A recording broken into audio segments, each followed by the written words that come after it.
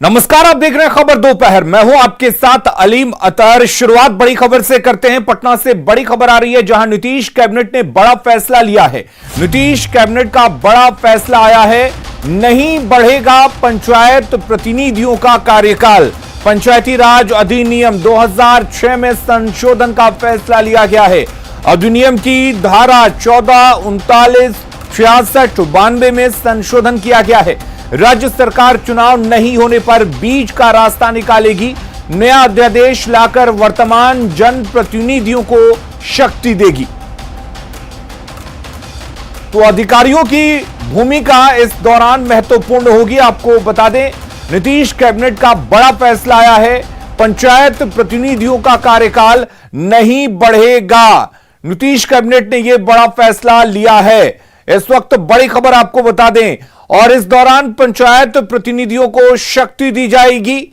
अधिनियम की धारा 14, 39, 66, 92 में संशोधन किया गया है। राज्य सरकार चुनाव नहीं होने पर बीच का रास्ता निकालेगी और नया अध्यादेश लाकर वर्तमान जनप्रतिनिधियों को शक्ति दी जाएगी। वहीं इस दौरान अधिकारियों को भी अहम शक्तियां दी जाएगी। 15 जून को यह कार्यकाल खत्म हो रहा है। आपको बता दें कि अब नीतीश कैबिनेट ने यह बड़ा फैसला लिया है कि पंचायत प्रतिनिधियों का कार्यकाल नहीं बढ़ेगा। तो लगातार पंचायती चुनाव टाले जा रहे थे। कोरोना को देखते हुए पंचायती चुनाव टाल दिए गए। ईवीएम में खरीद की दिक्कत को लेकर भी पंचायती चुनाव में देरी हुए, और अब फैसला नीतीश कैबिनेट ने यह लिया है कि पंचायत प्रतिनिधियों का कार्यकाल नहीं बढ़ेगा। पंचायती राज अधिनियम 2006 में संशोधन का फैसला लिया गया है। और आपको बता दें, अधिनियम की धारा 14, 39, 66, 92 में संशोधन किया जाएगा।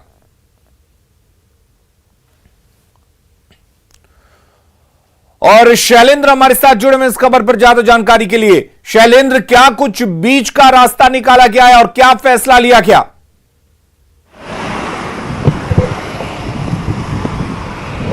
जिस तरीके से 15 या गैस नहीं मारेगा, इधर लोग है ना, व्यवस्था का जो कार्यकाल की समाप्ति होने वाली थी, उसको देखते हुए सरकार ने यह निर्णय लिया है। अब परामर्शी समिति बनाया जाएगा पंचायतों में, और सरकार इसके लिए आज कैबिनेट की बैठक में सरकार ने निर्णय ले लिया है। कहा जा रहा था कि प्रशासक की नियुक्ति की जाएगी। इस बात को लेकर के सियासत भी खूब हो रही थी, अलग अलग राजनीतिक दलों के द्वारा डिमांड भी किया जा रहा था।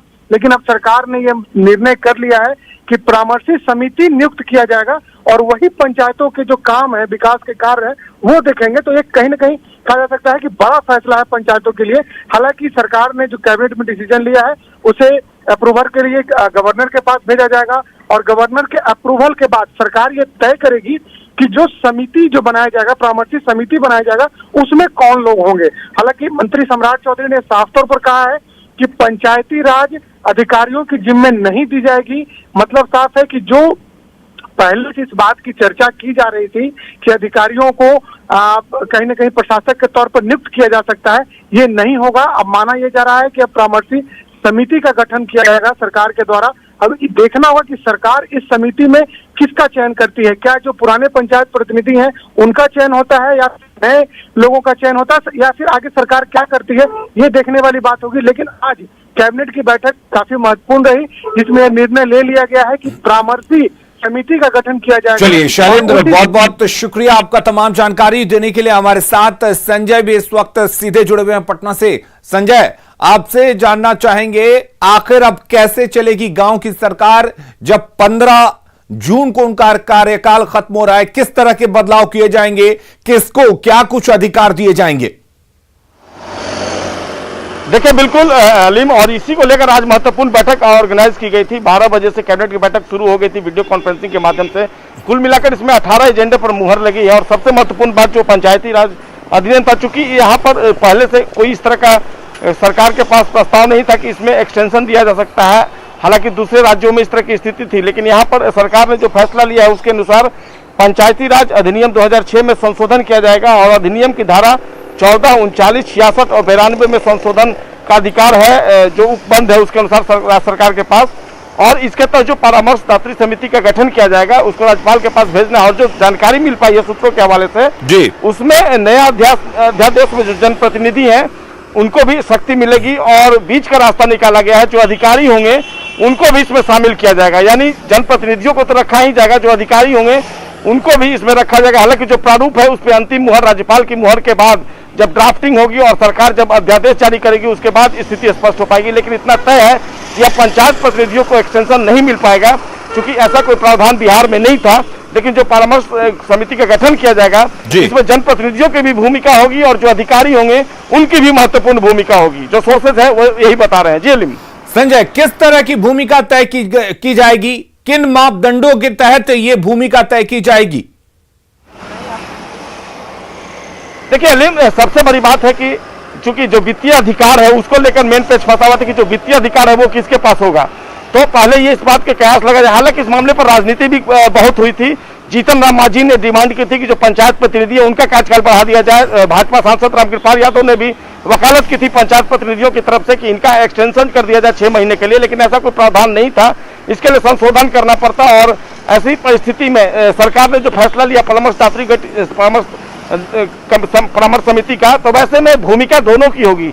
अब इसमें सबसे बड़ी बात है कि जो मौजूदा जनप्रतिनिधि हैं उनको शामिल किया जाएगा, और जिनका कार्यकाल अच्छा नहीं होगा उनको इग्नोर करके जो पुराने प्रतिनिधि होंगे, जो पंचायत प्रतिनिधि होंगे, उनको उस परामर्श समिति में गठित उसमें उनको शामिल किया जाएगा। जो अधिकारी होंगे उनको भी शामिल किया जाएगा, और जो वित्तीय अधिकार है वो इसी समिति के पास होगा, और इसी के सहमति से आगे की कार्रवाई की जानी है। जी चलिए संजय, बहुत बहुत शुक्रिया आपका तमाम जानकारी देने के लिए। तो बीच का रास्ता निकालने की कोशिश की गई है।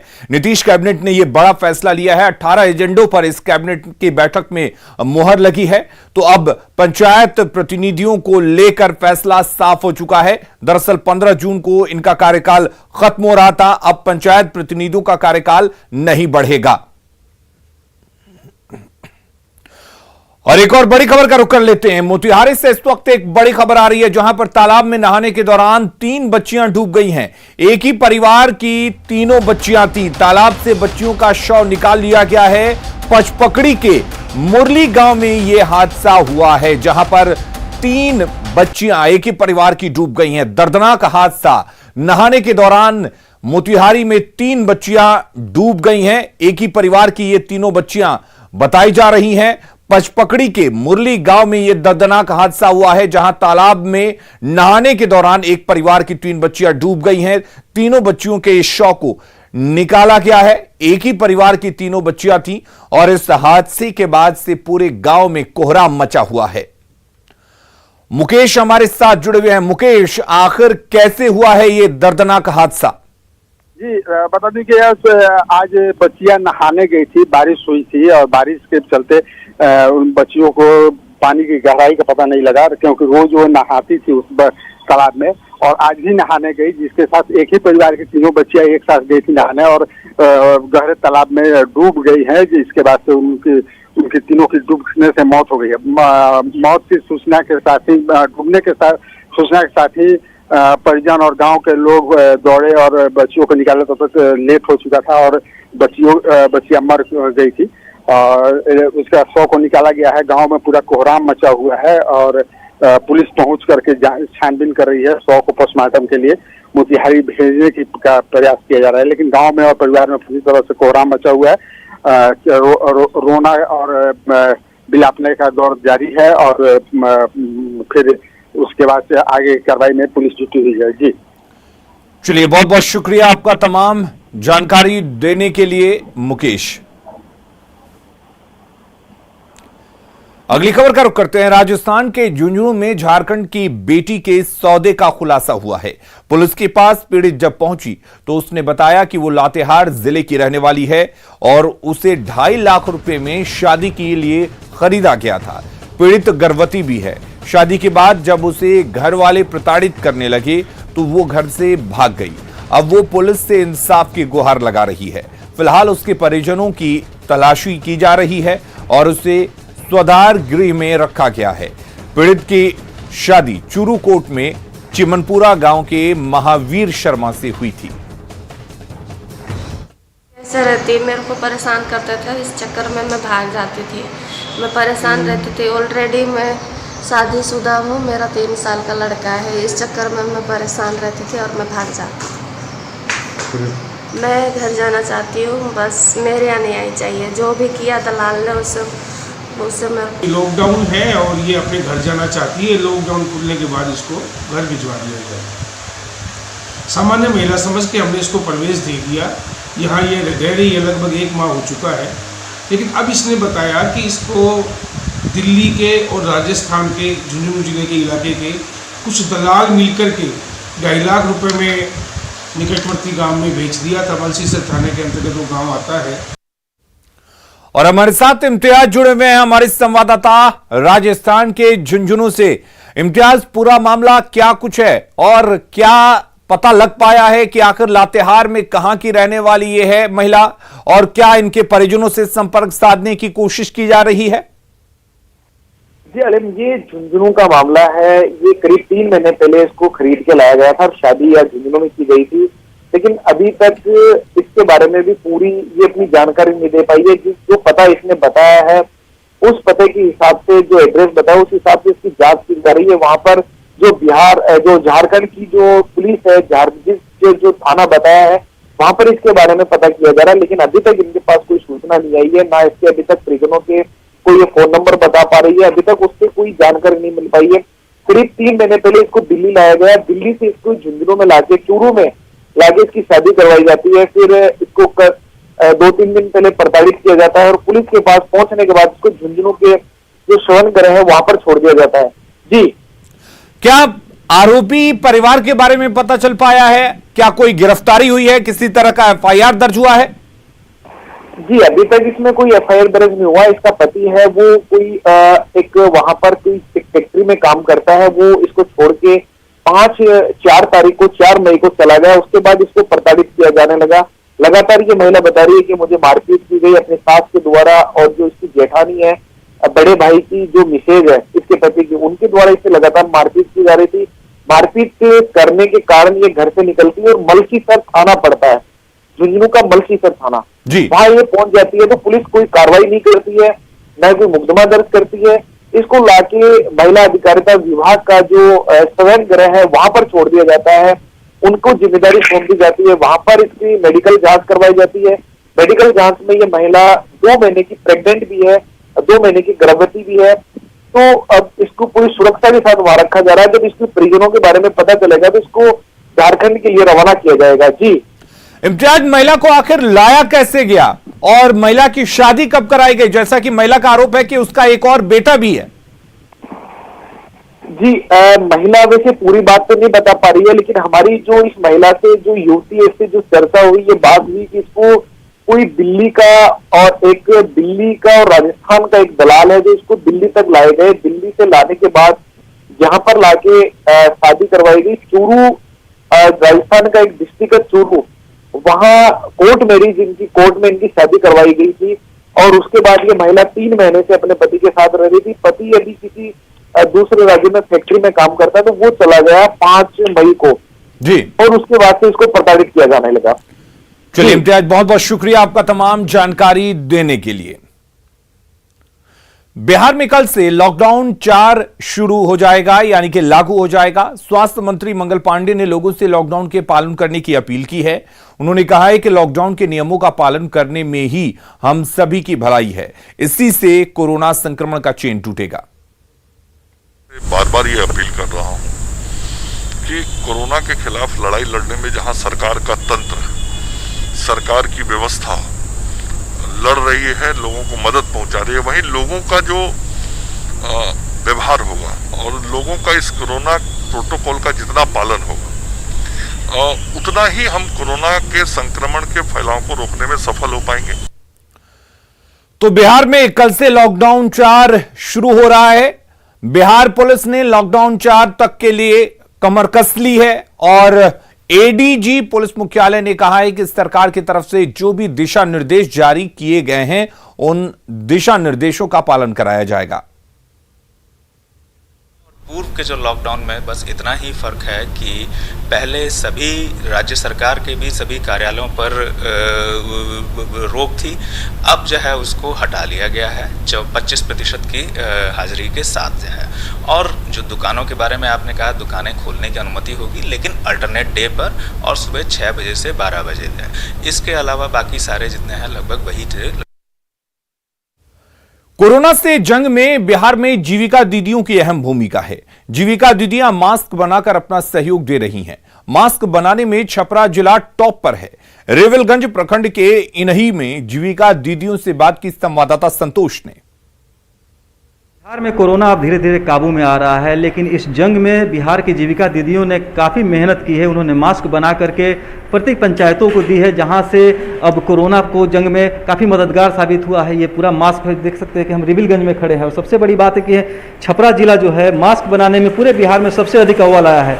ये रिविलगंज प्रखंड का एक सेंटर है। आप देख सकते हैं कि यहाँ जीविका दीदियाँ जो है सुबह से ही लगी हुई मास्क बनाने के लिए, और ये मास्क जो है फिर अब पंचायतों में जाएगा और पंचायतों के माध्यम से वितरित होगा। और ये मास्क जो है कोरोना को, जो थोड़ा बहुत कोरोना बिहार में बचा उसको भी खत्म करने में कारगर साबित होगा। सर, हम लोग सुबह से लेकर शाम तक इस कोरोना वायरस से लड़ने के लिए दिन रात एक किया है। इसके लिए हम लोग अपने बच्चों से लेकर के हर घर तक सब कुछ देखते हुए भी हम लोग इस बीमारी से लड़ने के लिए बहुत सारे हम लोग सर मेहनत किए हैं। मास्क बनाते अच्छा लगता है। कितने लोग मिलकर बनाते हैं? 20-22 आदमी जी। सर, हम लोग 24 घंटा मेहनत करते हैं, रात दिन है। 300-400 सिलाई कर लेते हैं। हाँ। ये सब दीदी लोग का ही सहयोग है, और ये लोग जो है बहुत अच्छे तरीके से कोरोना से लड़ने के लिए अपने और अपने परिवार के लिए बहुत ज़्यादा मेहनत कर रही हैं। इससे इनका इनकम भी आ रहा है और ये एक दूसरे को हेल्प भी कर रही हैं। संतोष गुप्ता, न्यूज़ 18, छपरा। कभी बरसात और कभी सर्दी के मौसम में सिर छिपाने के लिए दर दर भटकने को मजबूर गरीबों के लिए पीएम आवास योजना वरदान साबित हो रही है। कैसे, देखिए इस रिपोर्ट के जरिए।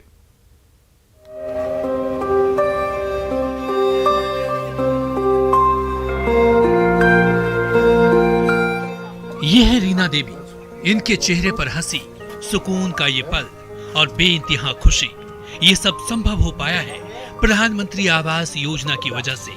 पटना के बभनपुरा पंचायत की रहने वाली रीना देवी कभी छप्पड़ के मकान में बरसात के मौसम में टपकते पानी के बीच बच्चों के साथ वक्त गुजारा करती थी, लेकिन आज पक्का मकान नसीब हो गया है।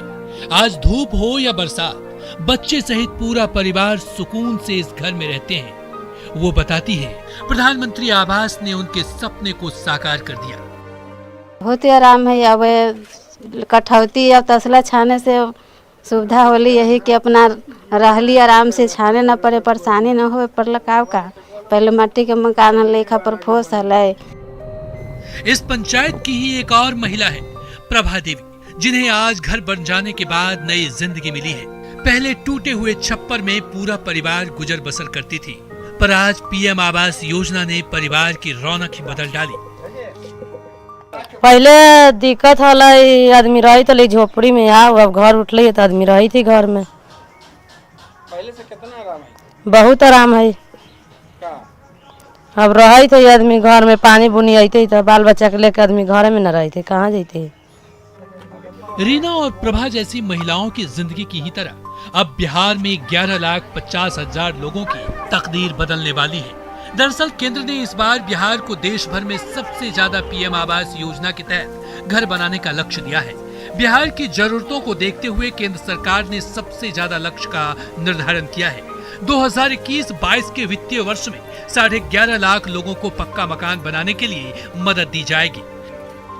भारत सरकार के ग्रामीण विकास मंत्री श्री नरेंद्र सिंह जी तोमर जी को मैं दिल की गहराइयों से उनका अभिवादन करता हूं कि उन्होंने बिहार के गरीबों पर विशेष ख्याल रखा।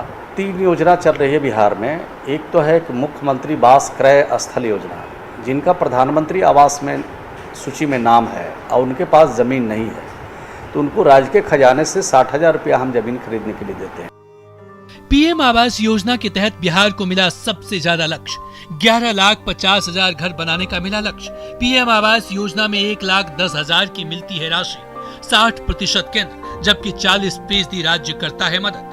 केंद्र सरकार की मदद और बिहार सरकार के आपसी सामंजस्य से लोगों में नए बदलाव की उम्मीद बन गई है। अब लोगों को लगने लगा है कि आने वाले दिनों में उनकी भी किस्मत बदलेगी। यही कारण है कि अब स्लम एरिया की महिलाएं पीएम आवास योजना की मांग उठाने लगी हैं। प्रधानमंत्री से हमको यही अनुरोध है, कृपया यहाँ प्रधानमंत्री आवास बनाया जाए, हम लोग का कि गरीब लोग खुश रहे और प्रधानमंत्री को धन्यवाद दें। इतनी झोपड़ियाँ हैं, अरे हम लोग यारपुर स्लम बस्ती से हैं, हम लोग को कुछ नहीं करना है, हम लोग को बस ये गरीबी के लिए बस इतना ही कहना चाहते हैं कि हम लोग को आवास योजना सिर्फ हम लोग को होना चाहिए। बहरहाल पीएम आवास योजना गरीब परिवारों को उम्मीदों का नया पंख दिया है। जरूरत है इस लक्ष्य को जल्द से जल्द पूरा करने का, जिससे इन गरीब परिवारों को अपना आशियाना मिल सके और वो सम्मान के साथ जीवन जी सके। न्यूज़ 18 के लिए पटना से रवि एस नारायण की रिपोर्ट। खबरें लगातार जारी हैं, अब बने रहिए न्यूज़ 18 बिहार झारखंड के साथ।